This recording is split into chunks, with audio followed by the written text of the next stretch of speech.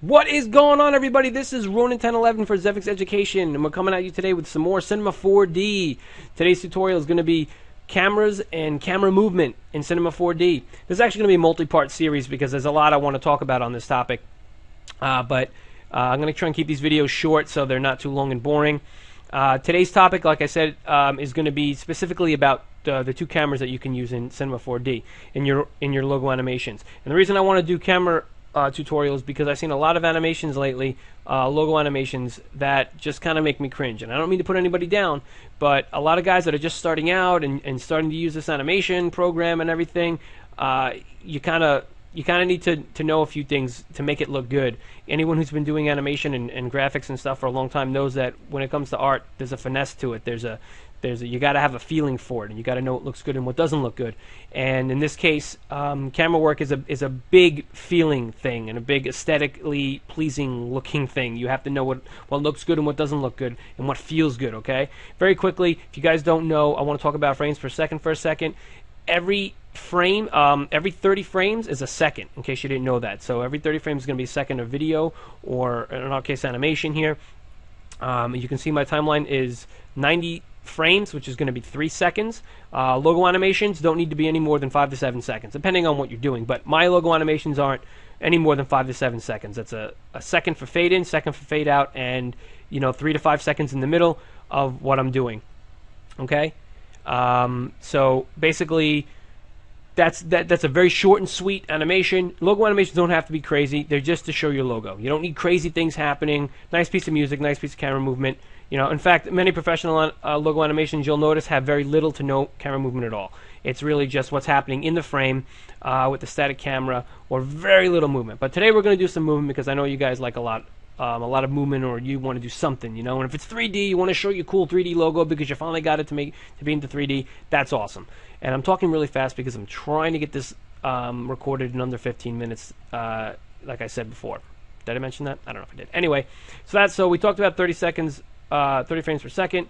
So I want everyone to be mindful of that. That timing is everything. Timing means good. So what we're going to start out here is we're going to look at the two cameras in Cinema4D. Okay, there's the one that they call camera and the target camera. This one that they call camera, or it's called in other programs, a free camera. Okay, free camera means it's just pointing and you moving around.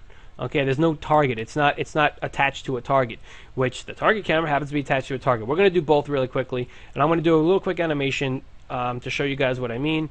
Okay, so if you don't know how to animate, you should see tutorial on, because I'm not going to go over it very much here, but I'm going to hit my auto animate key here.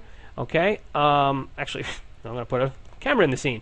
To set up a camera, I've set up my perspective view. I'm going to start the camera like that. We're going to go to camera, boom. There's a camera in the objects thing. Now I'm going to set my auto keyframe. I'm going to start a keyframe right here at 0. So it sets my parameters immediately. I'm also going to move it up to frame 5. I'm going to set another keyframe because in my years of animation experience, this acts as a backup for this keyframe, and also it gives you editing leeway. So when you render out, you can edit it. You have 5 frames to do whatever you want with, okay? Which could be a lot. You can stretch them out. They could be stills and all that stuff. So it's just something you do. So do it. Anyway, 90 frames, 3 seconds. We're going to do a 3-second animation here. We're going to go to the middle of this animation, okay?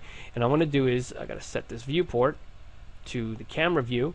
Okay, now again, this is a free camera, so I'm not going to go into this view, into any of these views here and move it. I can if I want, but I have the most control right now doing this.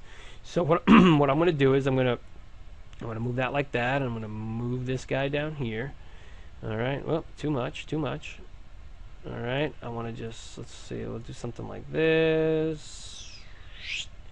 Maybe something like that. Okay. We're going to do something like that. We're going to turn it like that. All right. That's 45 seconds. Boom. Let's see what that looks like. Okay, that looks good. All right, and then this is going to be three keyframe, well, 4 in my case, but essentially 3 keyframe animation. Camera animation does not have to be the least amount of keyframes you can use, the better, because cameras will always not do what you want them to do. Believe you me, that always happens. So we're going to move this like this, and we're going to shift this down. And because it's 3D, I want it to be a cool little angle, something like that. Maybe. Okay, and we're going to zoom in a little bit, and we're gonna try and frame this up really nicely. Like I said, this is going to be a multi-part series because there's a lot to talk about in keyframes. I'm sorry, in camera animation. But right now we're just going to do that. So that looks okay. You know, boom, right there. All right, so let's see what it looks like. All right, we're going to go to the beginning. All right, so you can see it looks a little wonky. It looks a little crazy. It's because of how I moved it. Okay. Now I've done this animation a whole bunch of times, and sometimes it looks good and sometimes it doesn't. And what it has to do with the curve here. Okay. When you create a camera, you have a curve. Okay, and in this curve you have these tangent points. Okay, each keyframe is a tangent. Okay, but because I made 3, I can now manipulate each of these things like so, and I can smooth out my camera movement. Okay, which is very important. All right, I'll move that like that. Now, again, the least amount of keyframes the better, because you don't have to keep switching a lot of stuff. Now, down here, okay, we have auto tangents and clamp. Now that's just, if I uncheck these things, it's going to allow me to manipulate this curve however I want, and I can make it a little smoother. I can move it down. I can move it around if I want. So I just made it a little bit smoother. Okay, whoops, pick my camera, and let's just go see what that looks like. All right, F8. All right, so that's a little bit smoother. It's a little bit smoother. I think the problem I have is at the back end of the animation, but the problem is the reason it's doing something like that, and I'm glad it's doing that on this animation, because I want to show you the reason why it's doing that is because it doesn't have a center. There's no center to it. Okay, so if I go to my top view, you can see the curve here. Okay, and you know, maybe if I can fix it a little bit by going like that. All right, now if I do that and then I go to the end of the animation and see what it looks like, I'm still in my auto keyframe, so I can move it over a little bit. Now let's do something like that. Let's see what it looks like. Okay, I mean, it's not bad, but it's not the best. Okay, the movement is a little jerky and stuff, and like I said before, perfect. That's what I wanted to do. I wanted to show you that, because doing an animation like this with free camera is very hard, because you have to make sure everything's centered, and if you don't have the angles just correctly, then you're going to get something like this, which is exactly what's happening now. The angle is not right in you know, the way I have it in the ending, but I'm leaving it like that because I want to show you. It'll highlight the point I want to make when I start the other camera. So let's go start the other camera. Okay, we're going to start here. I'm going to take off keyframing right now. We're going to start here again. Okay, but this time we're going to use a target camera. Boom, target camera. All right, and guys, always Control S, Control S, Control S, or Command S if you're on Apple. Always Control S constantly, because that will make sure that you're when the program crashes, because it most likely will. Because whenever you don't want it to, it will. Murphy's Law. You'll always have a backup. Okay, you'll always be able to do the latest thing. My hands are always on that. So anyway, so now with the target, what I'm going to do is, with the target selected, I'm going to the top view. Whoops, going to the top view, and I'm going to move it to the center of my logo. Well, roughly the center. Okay, I'm going to get out. I'm going to go over here, and I want to go. No, I'll go down here. I'm going to go to the front view. All right, I'm on the front view. And I'm going to move the target here. Okay. Now what I'm going to do is I'm going to go to the. Oh no, I'm not. Sorry. Like I said, I did this animation a couple times before, but I don't want to show you guys that yet. So like I said, I'm going to go here and I'm going to center this up. You know, let's see if I center that. I mean, that looks roughly in the center. You know, maybe something like that. All right.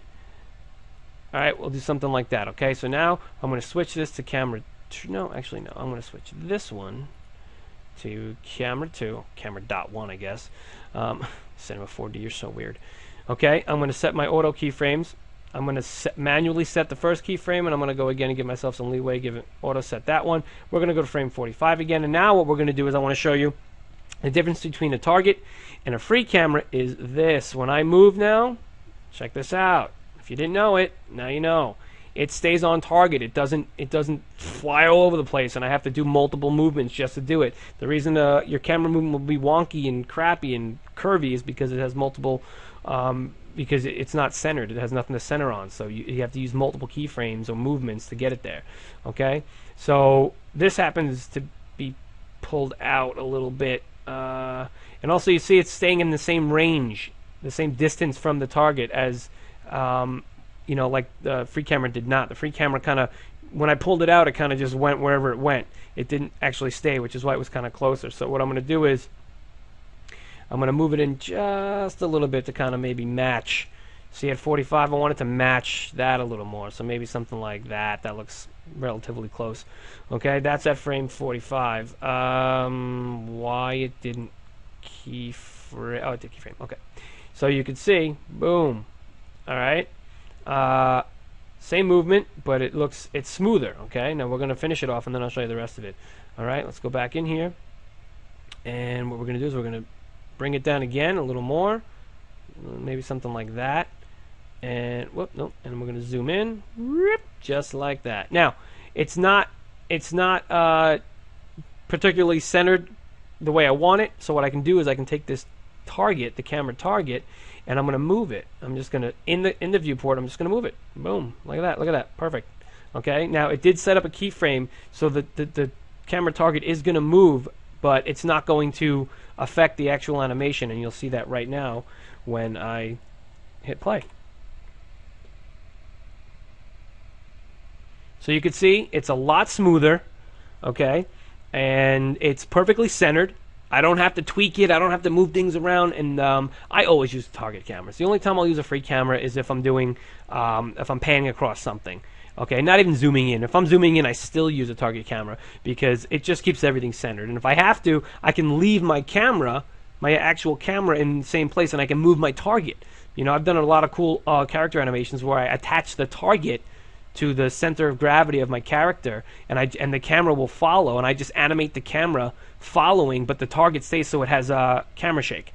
Like camera, you know, like if the camera's chasing after a guy running. I did an animation where a guy was doing martial arts, and it was, you know, well, you get what I'm saying. Anyway, so this looks pretty good. This looks a lot better. Let's look at both of them together. I'm just going to save. I'm going to turn off cameras so you can see.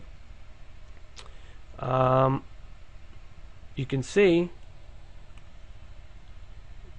there's that one, which looks kind of crappy and clunky. Whoops. Whoops.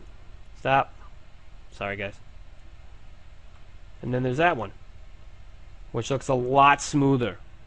Okay, so there you have it, guys. That's what I wanted to show you. The difference between free camera, target camera. I showed you how to do, whoops, I showed you how to tweak it a little bit. Let me turn the cameras back on here real quick. One thing I did want to show you real quick, when we look at the curves, if we look at the curve for the other camera, okay, you could see, you know, I could switch back and forth between them, but these curves, you know, the target camera curve is, you know, it's a lot smoother, and it kind of, like I said, it keeps everything on target. It makes it really really beautiful, smooth animation. However, let's go to this camera. If I wanted to change this tangent point, there's something else I wanted to show you very quickly, which I'll get into another time. Is the spline, or linear, or step? These are three different interpolations, which basically is how it's going to make the curve look. Okay, basically, I want to get into technical jargon, but if I change it to linear, boom, it makes it a nice straight line. You know, henceforth linear. If I do step, basically, it's going to go from this key point to that keyframe, without anything in the middle. Boom, boom. It'll just go really quickly, which sometimes you want. But spline is the nice smooth one. I'll get more into that later. I'm going to end this tutorial here. The next time we come back, we're going to do my favorite multiple cameras for a more complex camera move. This is one camera, fairly simple camera move, two different camera styles. And then when we come back, we're going to do that. So thanks for watching, guys. Please check out ZFX TV, ZFX Education, ZFX Fame. Please check out my channel, ronin1011. Hope you liked it, and stay tuned for more.